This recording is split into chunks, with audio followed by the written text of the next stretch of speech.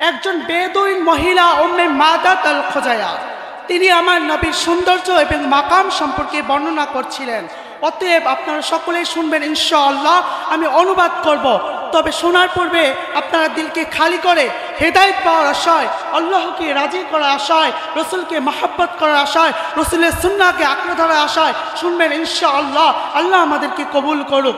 উম্মে মাদাত আল খোজায়া তিনি তার স্বামীকে বলেন, একজন ব্যক্তি এলেন যাকে দেখে আমার মনে হলো যে পূর্ণিমার চাঁদ পোশাক পরিধান করে দুনিয়াতে নেমে এসেছেন।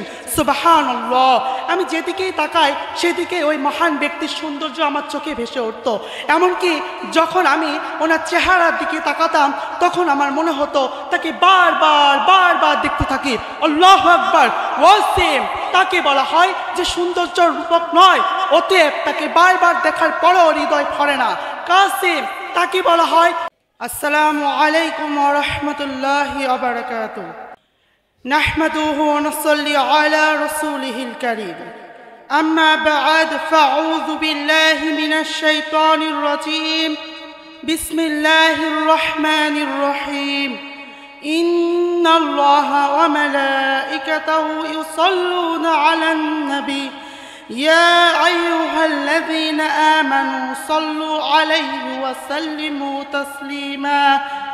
বাংলাদেশ শিল্পুল ফজল সংগঠন কর্তৃক আয়োজিত আজকের এই ইসলামিক প্রতিযোগিতার সম্মানিত সভাপতি এবং যোগ্য বিচারক মণ্ডলী সহ উপস্থিত সকলের প্রতি আমার তরফ থেকে অন্তরস্থল হইতে শুভেচ্ছা এবং অভিনন্দন। আলহামদুলিল্লাহ, সমস্ত প্রশংসা সে মহান আল্লাহ তাআলার জন্য, যিনি এই নিখিল জাহানের রব, পরম দয়ালু, পরম মেহেরবান, বিচার দিনের মালিক কর্তা, উত্তম পরিকল্পনাকারী। আমরা দু চোখে যা কিছু দেখি কিংবা না দেখি সব কিছু সেই মহান আল্লাহ তাআলার সৃষ্টি। এমনকি আজকে আমি এই দিনই পবিত্র মজলিসে উপস্থিত হতে পেরেছি সে আল্লাহ তাআলার ইচ্ছায়। বিদায় সে মহান আল্লাহ তাআলার প্রতি আমরা সকলেই শুকরিয়া আদায় করব। আলহামদুলিল্লাহ। দু জাহানের বাদশাহ, হেদায়েতের নূর, আরশ থেকে শুরু করে যত সৃষ্টিকুল রয়েছে প্রত্যেকটি সৃষ্টির হাকিকতই হচ্ছে সেই মহান ব্যক্তি হযরত মুহাম্মদ মুস্তাফা সাল্লাল্লাহু আলাইহি সাল্লাম। সেই নবীর প্রতি আমরা সকলে দুরূদ প্রেরণ করব সাল্লাল্লাহু আলাইহি সাল্লাম। একজন বেদুইন মহিলা উম্মে মাদাত আল খোজায়া তিনি আমার নবীর সৌন্দর্য এবং মাকাম সম্পর্কে বর্ণনা করছিলেন। অতএব আপনারা সকলেই শুনবেন ইনশাআল্লাহ। আমি অনুবাদ করব, তবে শোনার পূর্বে আপনারা দিলকে খালি করে হেদায়েত পাওয়ার আশায়, আল্লাহকে রাজি করার আশায়, রসুলকে মাহাব্বত করার আশায়, রসুলের সুন্নাহকে আঁকড়ে ধরার আশায় শুনবেন ইনশাআল্লাহ। আল্লাহ আমাদেরকে কবুল করুক। উম্মে মাদাত আল খোজায়া তিনি তার স্বামীকে বলেন, একজন ব্যক্তি এলেন যাকে দেখে আমার মনে হলো যে পূর্ণিমার চাঁদ পোশাক পরিধান করে দুনিয়াতে নেমে এসেছেন। সুবহানাল্লাহ। আমি যেদিকেই তাকাই সেদিকে ওই মহান ব্যক্তির সৌন্দর্য আমার চোখে ভেসে উঠত। এমনকি যখন আমি ওনার চেহারার দিকে তাকাতাম তখন আমার মনে হতো তাকে বারবার দেখতে থাকি। আল্লাহু আকবার। ওয়াসিম তাকে বলা হয় যে সৌন্দর্য রূপক নয়, অতএব তাকে বারবার দেখার পরেও হৃদয় ভরে না। কাসিম তাকে বলা হয় যে সৌন্দর্য রূপক, অতএব তাকে বারবার দেখার পরও হৃদয় ভরে। সুবহানাল্লাহ। মেরা নাবি হে কাসিমের অধিকারী। ওনার চোখ ছিল বড় বড়, ওনার চোখের কালো স্থানটা ছিল অত্যন্ত কালো, ওনার চোখের সাদা স্থানটা ছিল অত্যন্ত সাদা। এই 5 থেকে 6টি শব্দ ব্যবহার করা হাকিকত এই যে ওনার চোখের প্রশংসা, চোখের ডোররা। আমরা সাধারণত দেখে থাকি যে মহিলারা চোখের কৃত্রিম ডোররা ব্যবহার করে থাকে, কিন্তু আমার নবীর চোখের ডোররা ছিল আল্লাহ প্রদত্ত কুদরতি নিয়ামত। আল্লাহু আকবার। আমার আল্লাহ যেন ওনার হাবিবের সৌন্দর্য বাড়ানোর জন্য এই সকল নিয়ামত দান করেছে। এতটুকুই না, আমার নবীর দাড়ি ছিল অপূর্ব সুন্দর, ওনার কথার মধ্যে ছিল জাদু এবং ওনার কণ্ঠের মধ্যে ছিল আকৃষ্টতা। সকলেই তার প্রতি সদয় এবং আকৃষ্ট হতো।